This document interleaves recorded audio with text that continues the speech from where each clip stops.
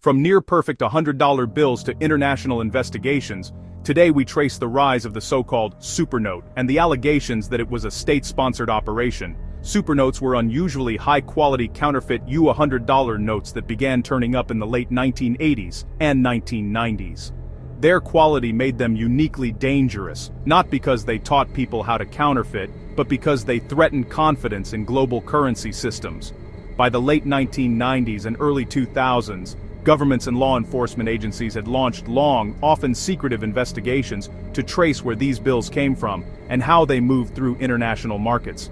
The United States publicly accused North Korea of producing and distributing supernotes, linking the campaign to elite revenue operations often called Office 39, a shadowy apparatus alleged to finance the regime through illicit means. Reports and prosecutions suggested the bills were passed through complex laundering networks, including some high-volume casino and money laundering schemes, rather than simply being sold on the street. Not everyone agreed the notes came from Pyongyang. Some foreign agencies and researchers raised doubts about whether any state had the capability or motive to produce such notes at scale, and some key evidentiary claims remained classified or disputed. As the story unfolded, central banks tightened security features on banknotes, and law enforcement stepped up forensic tracking and sanctions aimed at disrupting illicit financing networks. In recent years, analysts say North Korea's regime has shifted much of its hard currency raising to cyber-enabled theft and laundering. Large-scale hacks and cryptocurrency thefts have supplanted or at least joined older schemes, whether state-directed or the work of criminal networks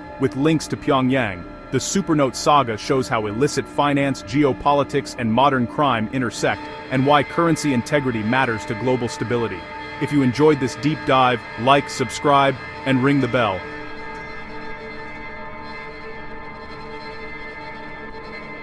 And let me know in the comments which covert finance story you want next.